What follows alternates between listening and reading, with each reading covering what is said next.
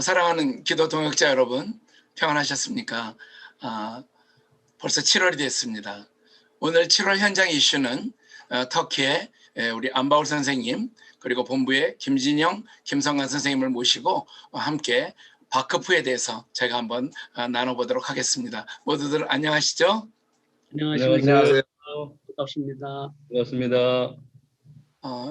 몇 주 전부터 터키 바크프를 신청한 첫 번째 승인을 제가 받은 것에 대해서 기도 제목으로 나눴고, 거기에 대해서 제가 계속 마지막 결정을 기다리고 있는 단계에서 터키의 바크프는 과연 무엇인가 제가 조금 알고, 또 여러 가지 기도의 제목도 정리하고 또 우리가 할 수 있는 전략도 검토하는 그런 중요한 시간을 오늘 한번 갖도록 그렇게 하겠습니다. 오늘의 제목은 터키 리빙 워터 바크프, 가칭입니다. 아직 확정은 안 됐지만 이런 이름으로 등록을 할까 생각하고 있습니다.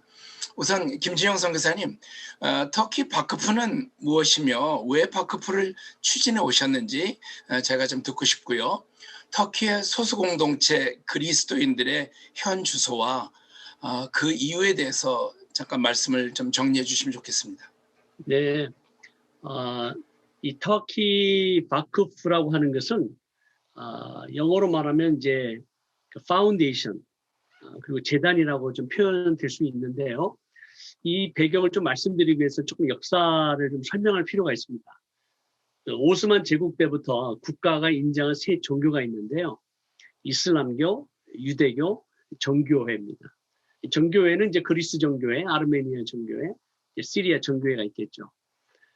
1923년 그 케말 무스타파 장군에 의해서 터키 독립전쟁이 일어나면서 승리하게 되고, 바로 23년에 터키 공화국이 시작이 됩니다. 그 무스타파 장군의 이름이 이제 아타투르크, 건국의 아버지라는 뜻이잖아요.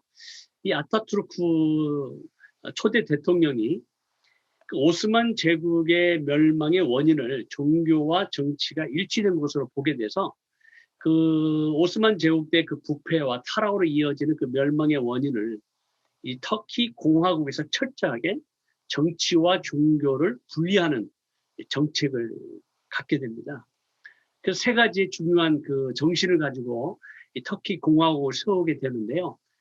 첫 번째가 민족주의, 두 번째가 세속주의, 세 번째가 민주주의입니다. 특별히 민족주의와 세속주의를 주장하는 그 건국 이념에 따라서 터키의 그 지난날의 과거는 군인 엘리트들의 영향 아래에 있었다라고 해도 과언이 아닐 것입니다. 그런 상황 가운데 과거에 인정받았던 그 세 개의 종교 외에는 터키 공화국에서 개신교의 위치가 터키 헌법이 보장하는 종교의 자유는 가질 수 있지만 그 종교 범위 안에 들어가지 않기 때문에 개신교 존재 자체가 사실 인정되지 않은 것이 과거의 역사의 기록입니다. 1961년부터 이제 개신교의 선교가 시작이 됐는데요. 교회가 개척이 되고 또 교회의 존재가 개신교라고 하는 것 자체가 이 법의 보호를 받을 수 없기 때문에 이 개신교의 이름을 가지고 어떻게 종교의 자유라는 헌법이 보장하는 그거 상황을 가지고 사역을 할 수 있을까? 참 쉽지 않았습니다. 그래서 이제 개신교 교회들이 세워지게 되면서 그 이름을 데르넥, 영어로 말하면 이제 association인데요. 협회라고 하는 그 이름으로 이제 정부에 등록을 할 수밖에 없었습니다.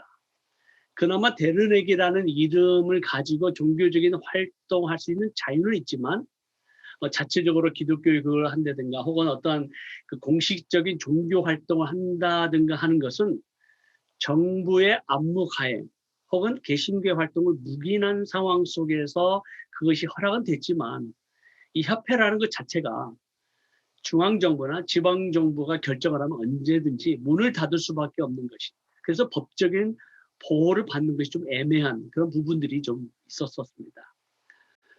그래서 이 개신교 교회들이 좀 그 파운데이션, 바크프라고 하는 이름을 가지고 등록하기를 원했지만 정말 쉽지 않았죠.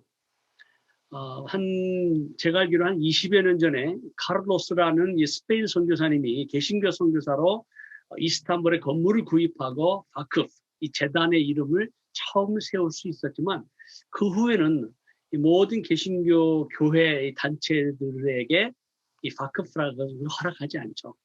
여러 가지 이유가 있겠죠. 정부가 허락하지 않은 것도 있겠지만 이 바크프로 등록하려면 재산이 있어야 됩니다. 건물이 있어야 되고요. 그렇기 때문에 이런 어떤 많은 재정을 필요로 하는 이 바크프로 등록하는 것이 결코 쉽지 않았죠. 그런데 지금 이제 지난 몇 년 사이에 이 개신교 교회들에게 바크프로 등록할 수 있는 놀라운 기회들을 하나님께서 허락해 주고 계십니다. 그동안 이 터키 교회들은 어떤 상태였냐면 한 170여 교회가 있는데요. 뭐 가정교회도 있고 또 건물교회도 있고 그 가운데 한 약 70여 교회가 터키 개신교 교회 협의회, 택이라고 합니다. 터키 개신교 교회 협의회에 가입이 되어 있는데요. 이 택이라고 하는 한 단체를 통해서 네트워킹을 통해서 터키 정부를 상대로 개신교의 목소리를 전달하거나 혹은 유럽 개신교 연합체 한 일원으로 터키 개신교 교회를 대표하는 단체죠. 이 단체에 속한 대부분의 교회들이 아직은 연약한 공동체이기 때문에 그 데르넥이라고 하는 이름을 갖고 있습니다. 그래서 이제 어느 정도 교회 사이즈가 있고 또 그 지역의 교회 개척을 하기도 원하는 그러한 교회들은 이제 바크프를 등록하려고 많이 좀 시도하고 있는데요. 지금 현재 중요한 몇몇 교회들 중심으로 지금 바크프가 시도가 되고 있습니다. 그렇기 때문에 이 바크프에 등록이 된다면, 재단으로 파운데이션으로 등록이 된다면 많은 종교활동, 또 특별히 저희들이 복음을 전하고 다양한 지역의 교회를 개척할 수 있는 중요한 하나님의 어떤 허락하신 단계라고 제가 보고 있죠. 예, 감사합니다. 역사적 배경을 이해하면 현재 터키의 종교 상황이 왜 이렇게 되었는지 제가 좀 짐작을 할 수 있는데요. 지금 지난 몇 년 사이에 바크프 승인을 받고 터키 개신교회 프로테스탄트 처치를 현재 담임하고 계시는 두 분의 목사님께 제가 영상으로 바크프는 어떤 일을 할 수 있나, 데르네그와 바크프에는 어떤 차이가 있는가 하는 것을 영상으로 좀 여쭤봤습니다. 삼순 개신교회 오르한 목사님, 그리고 터키 동남부 디야르바크르 개신교회 아흐멧 목사님 두 분께서 이 차이에 대해서 설명하시고 저희가 설명을 들으면 좀 이해를 더 잘할 수 있는 그런 영상을 여러분과 함께 나누도록 그렇게 하겠습니다. Merhaba kardeşlerim, benim ismim Orhan.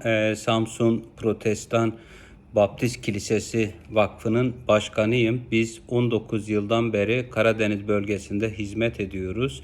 Daha önce dernektik. Eğer biz dernek kurmasaydık devletin önünde her zaman kaçak gibi görünecektik.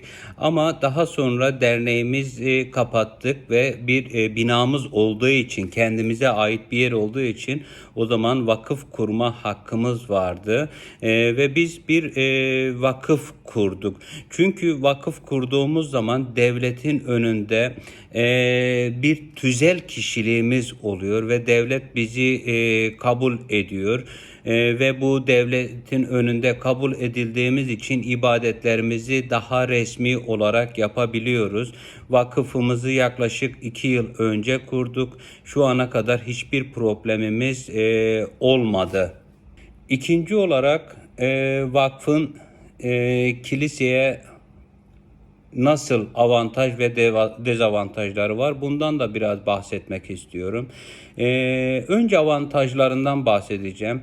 Dilediğimiz yerde şubeler, temsilcilikler açabiliyoruz. Şimdi biz bu vakıf aracılığıyla örnek söylüyorum. Aksaray'da bir yer kiralamak istedik. Oradaki imanlılar gitti, emniyete haber verdi. Biz burada ibadet edeceğiz dedi. Ama emniyet, valilik onlara dedi ki hayır, burası ibadethane statüsünde değil.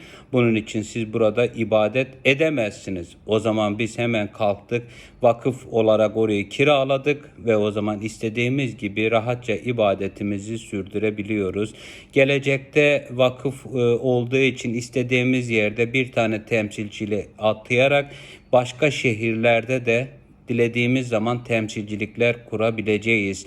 Ve bunun için şu anda Sinop'ta, Ordu'da, Ankara'da ve Aksaray'da ve Çorum'da topluluklarımız var ve rahatça vakıf adı altında hizmet edebiliyoruz. Sigortalı işçi çalıştırabiliyoruz. Devletin önünde daha bir saygın bir duruş oluyor. Dernekten daha farklı vakıf. Dernek daha küçük ve biraz da halk arasında sıradan bir şey gibi görünüyor ama vakıf olmak daha önemli ve vakıf olduğumuz için gelecekte düşündüğümüz birkaç tane tarihi kiliseler var. Tanrı izin verirse, devlet de uygun görürse o tarihi kiliseleri de kullanmak için izin isteyeceğiz. Ama bunun karşısında dezavantajları da var. Ciddi bir tane muhasebeci tutmanız gerekiyor. Ve muhasebeciye de her zaman her şeye güvenemediğiniz için her şeyi sizin de kontrol etmeniz gerekiyor. En ufak bir problemde ceza yemeniz gündemde olabilir. Ama bunun için mesela daha önceden kurulmuş vakıflar birbirine bilgi olarak destekler veriyor. Şu ana kadar biz hiçbir öyle cezaya mahsur kalmadık. Vakıf kurmak için en az 8-10 tane Türkiye'de oturum izni olan bence yabancılar da var, evet. Ama Türk insan olması lazım ve bunlar gerçekten güvenilir insanlar olması lazım. Örnek söylüyorum, kilisemizde bazen insanlar geliyor 4-5 ay kalıyor ve gidiyorlar. Ama daha sonra o insanlar ne olacağını bizler bilmiyoruz. Ve en son olarak işte bu dezavantajları var. Mesela yakın bir zamanda ülkemizde pandemiden dolayı yasaklardan dolayı vakıflar da kapandı. Ama ben inanıyorum ki dezavantajları avantajlarının yanında hiç önemli değil. Avantajları çok daha farklı. Dediğim gibi son olarak bu vakıf aracılığıyla topluluk olmayan yerlerde ve ihtiyacı olan ve vakıf kuramayan kardeşlere de ruhsal olarak hizmet etmek istiyoruz. Bu vakıf aracılığıyla temsilcilikler kurmasına izin vermek istiyoruz. Kesinlikle bu vakıflaşmanın kurulmasını ve vakıf kurmanızı size tavsiye ediyorum ve teşvik ediyorum değerli kardeşlerim. Rab sizleri çok bereketlesin. Niye vakıf kurmaya karar verdiniz?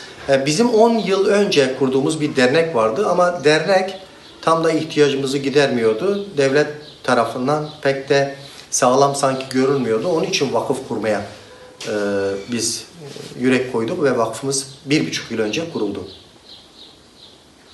Vakıf kurmak kilise için nasıl bir avantaj veya dezavantaj sağlar?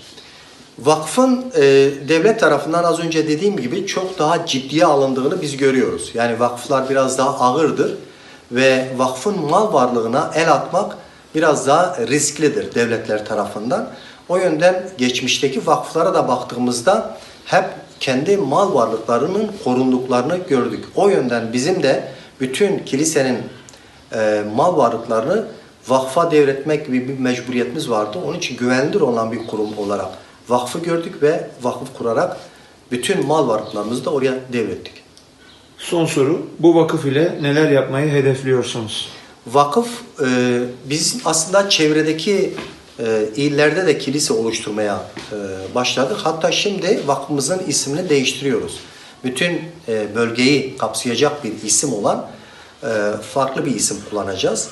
Ve ismini değiştirdikten sonra Batman, Mardin veyahut farklı şehirlerde şubeler açarak oradaki yerlerde de biz kilise kurmak için hedef belirledik ve bu hizmeti bu şekilde yapmaya çalışıyoruz. 안바울 선생님, 바크프 이후에 터키 그리스도인들의 소수 공동체 예측 가능한 변화라고 하면 어떤 게 있을까요? 네, 우선 먼저 우리 김진영 목사님께서 바크프에 대해서 자세히 또 설명을 해주시고 두 분 현지 목사님들, 바크프를 세워서 이미 진행하고 계신 목사님들이 좋은 이야기를 해주셔서 일단 이 바크프가 선교적으로 어떤 의미가 있는지 잘 이해를 하셨을 거라고 생각을 합니다.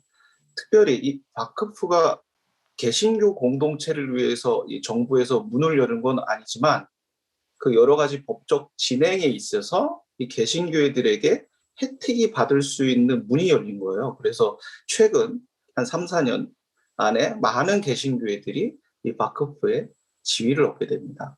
그래서 우리 목사님들이 말씀하신 것처럼 이 두 가지가 굉장히 중요한 의미라고 제가 생각을 하고 있는데, 첫 번째는 이 법적 지위의 안정성입니다.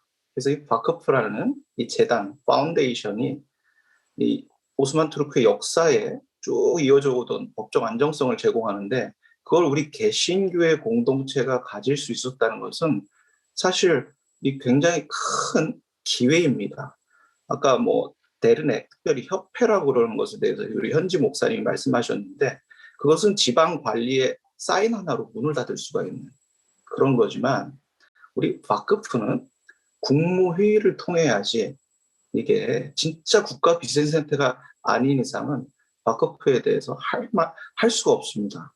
그건 우리가 개신교고 뭐 이슬람이고 이런 거에 상관없이 바크프라는 지위 자체가 그런데, 제가 지난 시간 동안 이 터키 안에서 이렇게 사역하면서 이 장기적인 사역을 위해서는 법적 안정성이 굉장히 중요합니다. 특별히 이제 우리 선생님들이 여기서 많이 사역을 하고 계시는데, 개인 사역하고 뭐 갈 수도 있고 뭐 그렇지만, 이게 하나님의 선교라는 관점에서 볼 때는 법적 안정성을 가지고 계속해서 사람이 바뀌어도 하나님의 선교는 계속되는 거잖아요. 저도 뭐 계속 보고 있지만, 그래서 저도 법적인 안정성이 있는 환경 안에서 사역을 했기 때문에 그것이 주는 그 베네핏, 그 이익이 얼마나 큰지 사실 알고 있습니다. 그렇기 때문에 터키 개신교회들도 전에는 이렇게 할 수 없었던 바크프 문이 열리면서 이 재정적인 부분이 굉장히 많이 다운됐고요. 재산적인 그런 것도 그렇기 때문에 우리 터키 교회들이 할 수가 있었죠. 그래서 이 문이 열려 있을 때 하려고 그러는 거고, 첫 번째 말씀드린 거는 법적 안정성을 확보하게 되고, 두 번째가 사실 이제 이 질문의 답인데요.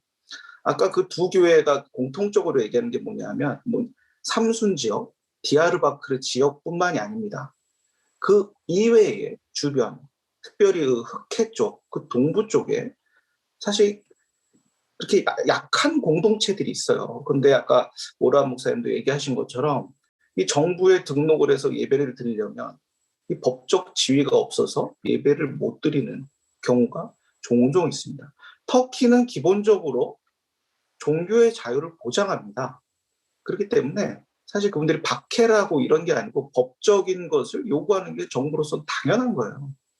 그렇기 때문에 뭐 그걸 박해로 저는 보진 않는데, 근데 이제 바크프가 승인됨으로 해서 뭐 삼순도 여러 지역에 지금 바크프의 지점, 그런 것들을 세워서 그 이미 있는 공동체를 이렇게 도와주는 그런 것들을 하고 있습니다.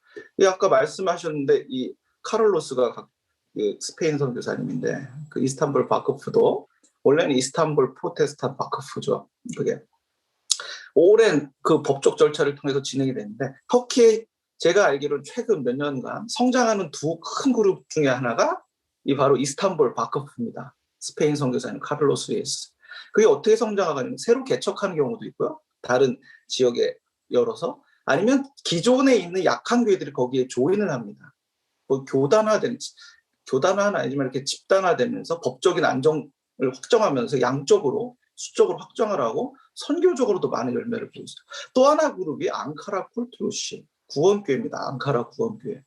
거기도 점점 교회가 성장하고 있는데, 말씀드린 게 똑같습니다.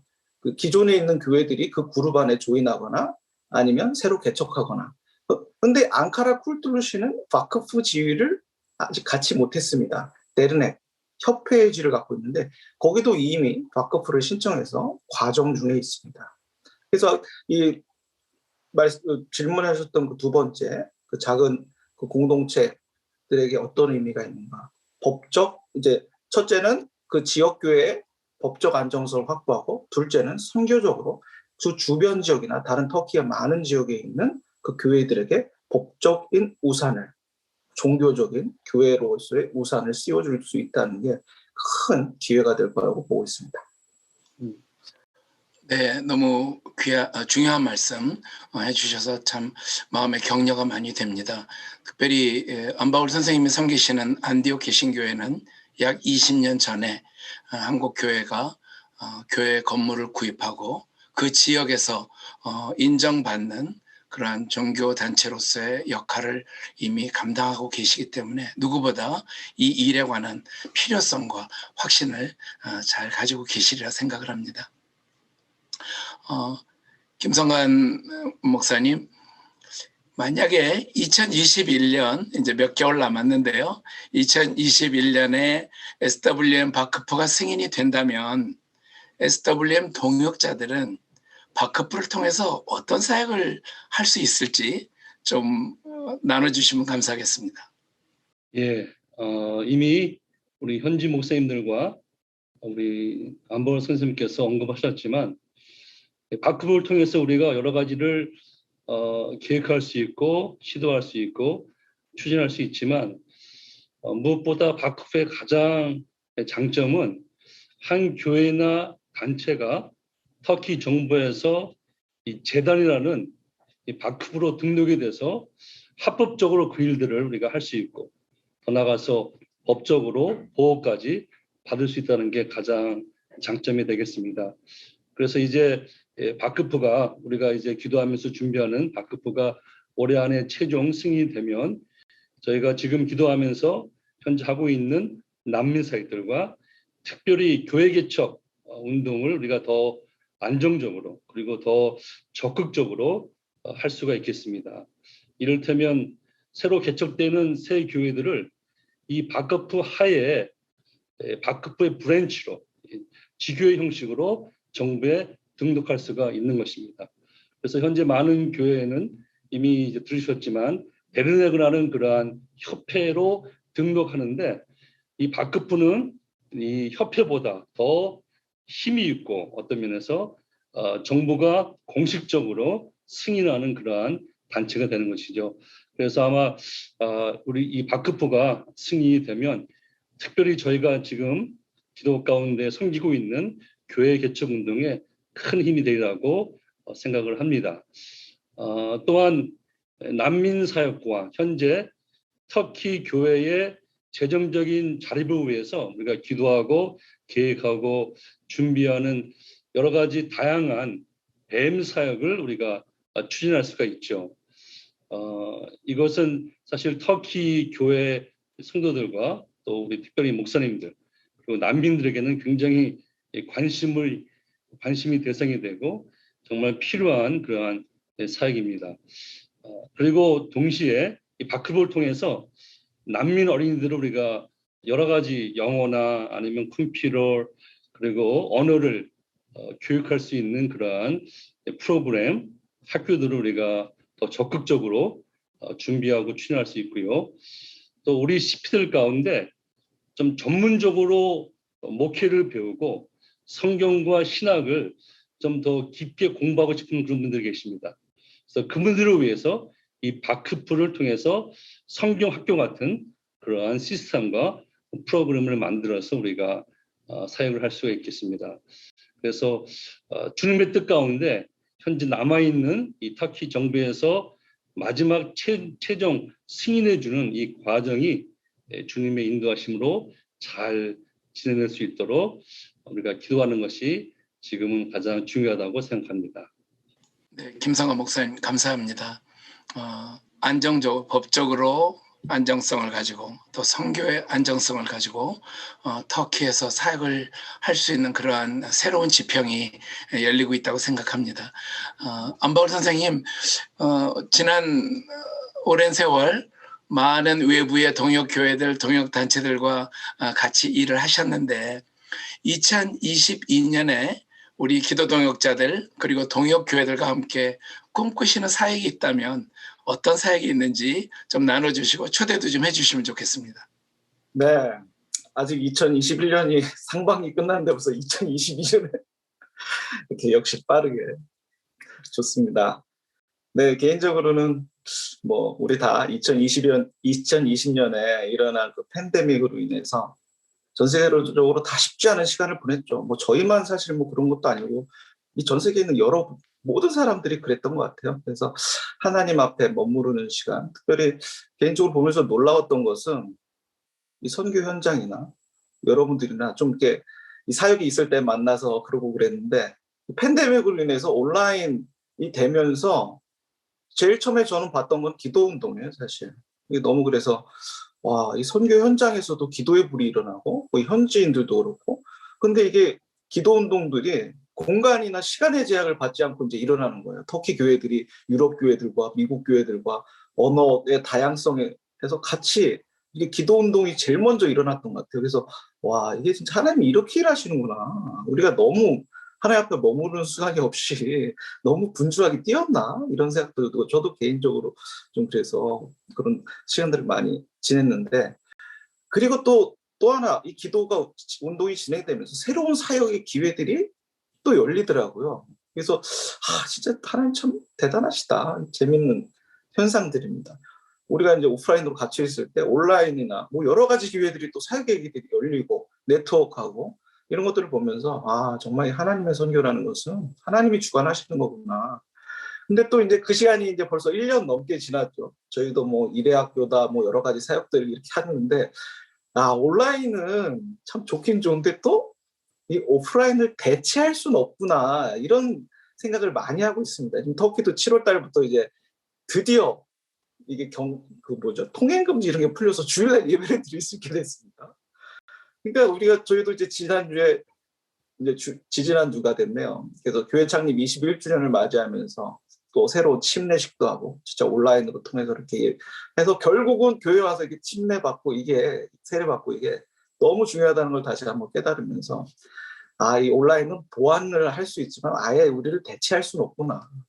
우리도 이렇게 만나고 있지만 이 세 분들하고 한번 만나야 돼요. 또 우리가 만나야 되는데, 그것뿐만 아니라 지금 여기 이 프로그램을 보시고 항상 기도해 주신 여러분들이 계속 오실 때는 저는 또 오시는구나 이랬었는데, 한 2년 안 오시니까 이게 그립다. 이게 만나서 이야기하고, 특별히 우리 현지인들도 그래요. 현지인들도 우리 교인들도 그렇고 남인들도 그렇고 우리 언제 그분들 오시냐.